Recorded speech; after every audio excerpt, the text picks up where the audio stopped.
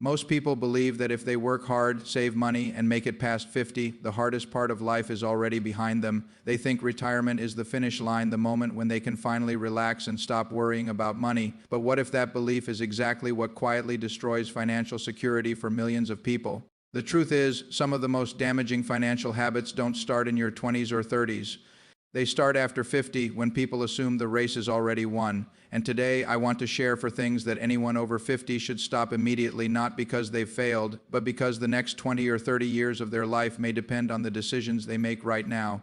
One of the most dangerous ideas people carry into their 50s is the quiet belief that the hard part is already behind them. For decades, they worked, saved, built careers, raised families, paid mortgages, and made countless sacrifices along the way. So when they finally cross that line 50 years old, it's very tempting to look at retirement as the finish line, almost like a marathon runner who sees the banner ahead and begins slowing down before actually crossing it. But that mindset can quietly undo years of progress. You see, financial security isn't created only by the years you work the hardest, it's protected by the years when discipline matters the most, and surprisingly, those years often begin right after 50. At this stage in life, something subtle begins to happen. People start relaxing their financial habits. They may think, I've already done the heavy lifting. Maybe they increase their lifestyle a little more than they should. Maybe they stop paying close attention to their investments. Maybe they begin withdrawing money earlier than necessary. None of these decisions feel dramatic in the moment. In fact, they often feel deserved, but small shifts in discipline, especially later in life, can have very large consequences. Think of wealth like a tree that has been growing for decades. The first 20 years are spent planting it, the next 20 years are spent nurturing it, but the years after that are when it finally becomes strong enough to produce real shade and fruit. If someone decides to stop caring for it just when it begins to mature, the results are never as good as they could have been. The same principle applies to money. For many people, the years between 50 and 70 are the most powerful years their investments will ever have. Not because they are suddenly investing more, but because time and compounding have already done most of the heavy work. The system is finally running at full speed, and when a system like that is working, the worst thing someone can do is interrupt it. Yet this is exactly when many people begin slowing down their financial attention. They start thinking less about long-term decisions and more about short-term comfort. They assume the finish line is right around the corner, but in reality, retirement is not a finish line at all. It's simply the start of another phase, one where the money you built must now support you for decades, and those decades can be longer than most people expect. A person who retires in their mid-60s could easily spend 20 or even 30 years living off the decisions they made before retirement. That means the habits someone practices at 50 are still shaping their life at 75 and beyond. When you look at it from that perspective, 50 isn't the end of the journey. It's closer to the moment when the most important decisions begin. Another thing that changes around this age is psychological. People start feeling a sense of urgency. They realize time is no longer unlimited, and when urgency appears, patience often disappears with it. Investors who were once calm and disciplined begin chasing quick results. They may take unnecessary risks trying to boost their portfolio, or they may become overly conservative and pull out of good investments too early. Both reactions come from the same misunderstanding, believing that time has already run out. But the truth is, time hasn't run out. It has simply become more valuable. The smartest approach at this stage is surprisingly simple. Continue doing the things that worked in the first place. Continue investing with patience. Continue living below your means. Continue letting time and compounding do their work. The formula that builds wealth does not suddenly stop working at 50. In fact, it often works better than ever. There is also a deeper reason why treating retirement as a finish line can be harmful. When people believe the race is over, they stop improving their financial thinking, they stop learning, they stop adjusting to new opportunities or changing conditions. But the world keeps moving, markets keep changing, and opportunities continue appearing for those who remain curious. Financial success is not about reaching a certain age and declaring victory. It's about maintaining the habits that created stability in the first place. And here is something many people underestimate. The biggest financial advantage after 50 is not income or luck or timing. It is experience. By this point, most individuals have already seen economic cycles. They've watched markets rise and fall. They've made mistakes and hopefully learned from them. That knowledge is incredibly valuable, but only if they continue using it.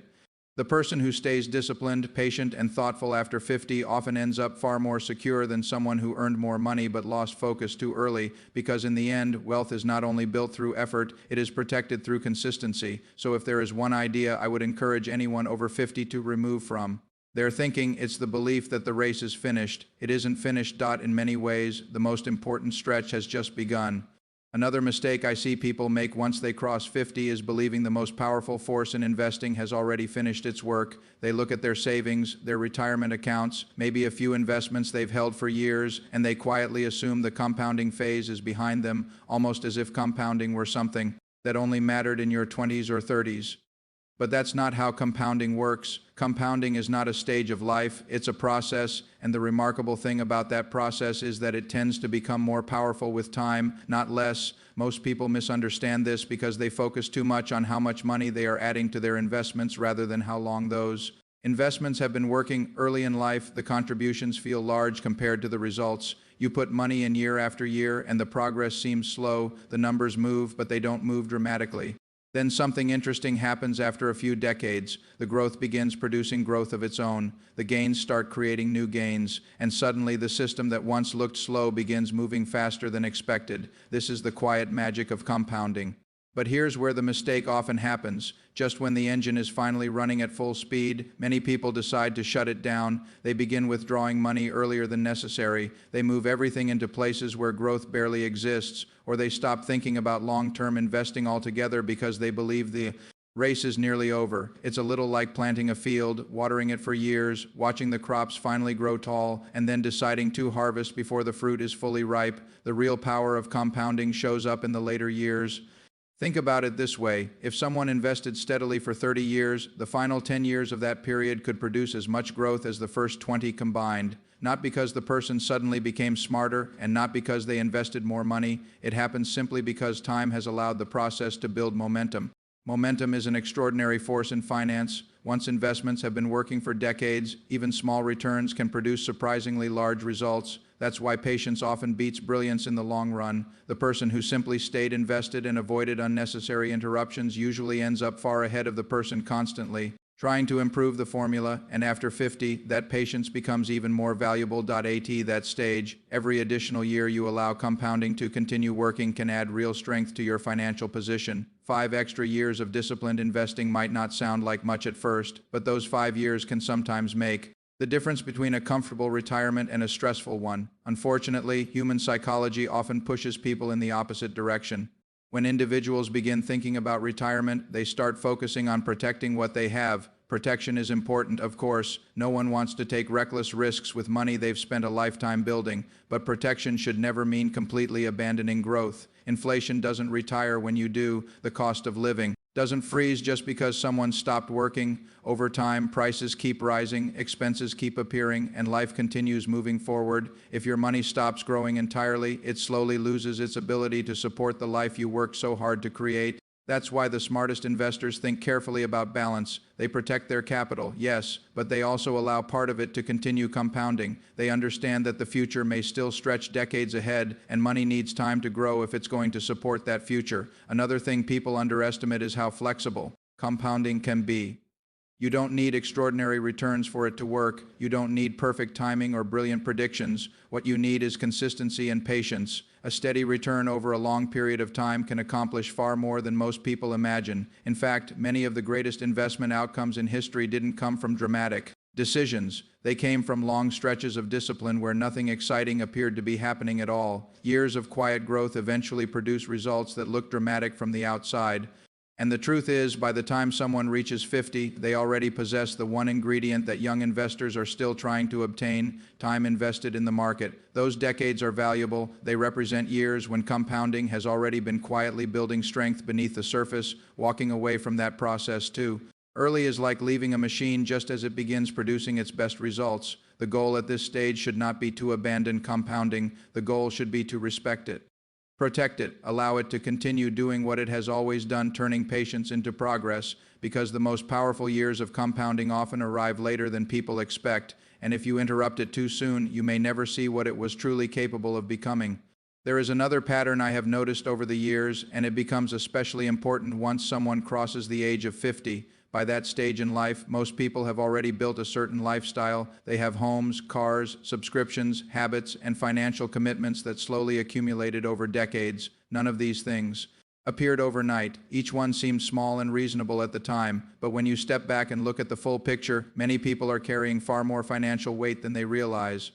Earlier in life, that weight doesn't always feel dangerous. When someone is in their 30s or 40s, they usually still have many working years ahead of them. Income can grow, careers can improve, and there is still time to recover from mistakes. If a person makes a poor financial decision at 35, they may have 30 more years to correct it. After 50, the equation changes. The margin for recovery becomes smaller, not because people lose their ability to earn or make good decisions, but because time simply becomes more limited. Every financial obligation you carry forward now has a greater impact on the years ahead, and that's why unnecessary financial weight becomes such a serious issue at this stage of life. Debt is usually the first thing that deserves attention. Debt has a way of quietly draining wealth without people noticing how much it costs them over time. Interest payments are like small leaks in a bucket. One leak might not seem like a problem, but enough leaks over enough years will eventually empty the entire bucket for someone. Approaching retirement, those leaks become more dangerous. A mortgage that once felt manageable can suddenly feel heavy when income stops. Credit card balances that were easy to carry during high-earning years become stressful when a person relies on savings instead of paychecks. Car loans, personal loans, and other obligations all begin competing for the same pool of money that was supposed to provide peace of mind later in life. The goal after 50 should be the opposite of accumulation. It should be simplification. Every dollar that no longer has to go toward interest is a dollar that can remain invested, saved, or used to support a comfortable future. Removing financial pressure creates flexibility, and flexibility is one of the most valuable assets a person can have in retirement, but debt is only part of the picture.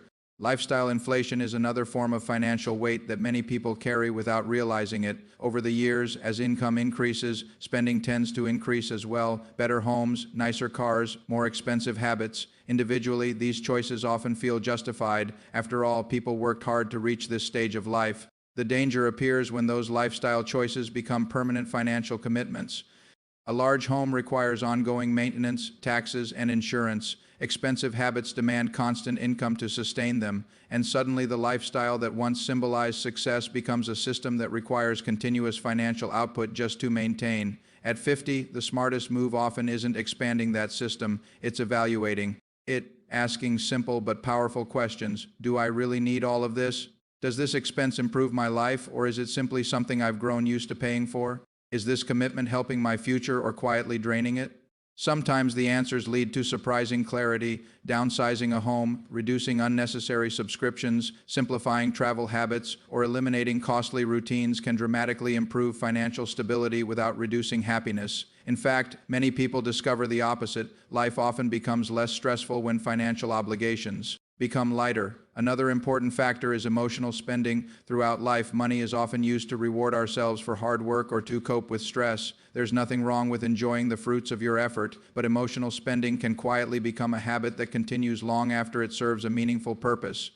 The problem with habits is that they rarely disappear on their own. They require conscious attention, and by 50, attention becomes more valuable than ever. This stage of life should be about creating a financial structure that supports freedom rather than dependence. The fewer unnecessary obligations you carry, the easier it becomes to adapt to whatever the future brings. Markets change, health changes, circumstances change. A lighter financial structure gives you the ability to respond calmly instead of reacting under pressure. I've often believed that financial success is not just about how much money you accumulate, it's also about how efficiently you live. Two people with the same savings can experience completely different retirements depending on the weight of their obligations. The person who simplified their finances will almost always feel more secure than the one who continued expanding commitments, because security does not come only from having more money.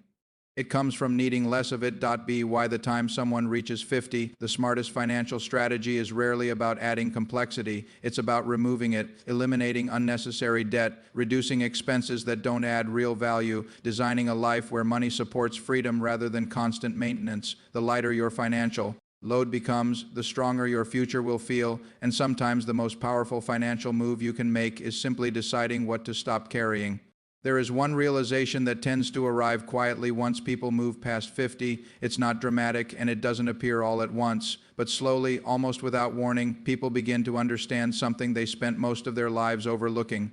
Time starts to feel different. When we are young, time appears endless. Years stretch far into the distance, and it's easy to believe there will always be more opportunities later, more chances to relax, more chances to enjoy life, more chances to do the things that matter most. So we postpone them. We tell ourselves we'll travel later. We'll spend more time with family later. We'll slow down later. For decades, later becomes a comfortable promise we make to ourselves. But somewhere around 50, that promise begins to change.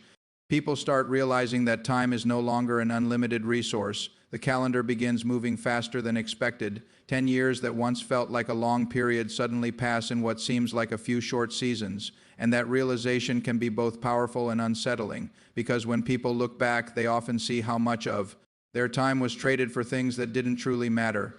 Throughout life, many individuals fall into the habit of exchanging their time for status, possessions, or social expectations. A larger house that requires more maintenance, a more expensive car that adds another payment, a career decision that demands endless hours but provides little real satisfaction. The time, these choices seem logical, society encourages them. Success is often measured by visible achievements and material signs of progress. The bigger the house, the more impressive it looks. The longer the hours worked, the more dedicated someone appears. But time doesn't measure success that way. Time measures life by experiences, relationships, health, and the moments we actually get to enjoy. And once people begin understanding that, their priorities often shift dramatically. The problem is that many people wait too long before making that shift. By the time they recognize the true value of time, they have already spent decades building routines that revolve around constant work, constant spending, and constant pressure to maintain a lifestyle that may not even bring them happiness. This becomes particularly important after 50 because the balance between time and money begins to change. In earlier years, people often trade time for money because they are building something, they are establishing careers, raising families, and creating financial stability. That trade can make sense during those stages of life. But eventually, the purpose of money should evolve. Money is meant to buy freedom, freedom to spend time with people who matter, freedom to pursue interests that bring meaning, freedom to wake up without constant financial stress hanging over every decision. If money never creates that freedom, then something in the equation went wrong. Many individuals reach their 50s with respectable savings but very little freedom because they never adjusted how they think about time. They continue working exhausting schedules, chasing additional income, or maintaining lifestyles that demand constant effort just to sustain. Meanwhile, the very thing they were hoping to enjoy, later time continues passing by. One of the wisest financial decisions someone can make after 50 is learning to evaluate every commitment through a different lens. Instead of asking only, how much money does this produce? They begin asking another question: how much life does this cost me? That question changes everything. Some activities may still be worth the trade. Meaningful work, engaging challenges, and purposeful projects can add tremendous value to life. But other commitments may suddenly appear unnecessary when viewed through that perspective. Working endless hours for marginal financial improvement, maintaining possessions that require constant upkeep, chasing social expectations that no longer feel meaningful. When people begin removing those obligations, something interesting happens. They don't necessarily feel like they are giving something up. Instead, they often feel like they are reclaiming something that was slowly slipping away. Time to invest in health, time to build deeper relationships with family and friends, time to explore interests that were postponed for years, time to enjoy the very life that all those years of work were supposed to support. And there is another important truth about time that many people overlook. Unlike money, time cannot be compounded later. You can always earn more money, you can invest wisely and rebuild wealth over time, but once a year of life has passed, it is permanently gone. No strategy, no investment, no financial decision can bring it back. That reality doesn't mean people should stop working or abandon ambition. It simply means that ambition should eventually serve life rather than consume it.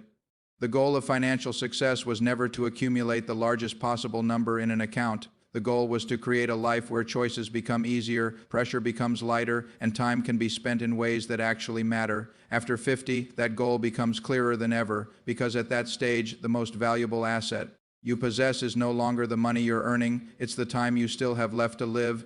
If something in this message made you pause and think about your own habits, your own time, or the way you're preparing for the years ahead, then don't let that reflection disappear once this video ends. Take a moment today to look honestly at your financial life, your priorities, and the decisions that are shaping your future. And If you found value in this conversation, make sure to subscribe to the channel and join a community of people who want to think more clearly about money, time, and the choices that truly lead to financial freedom, because sometimes the most important step toward a better future is simply deciding to pay attention today.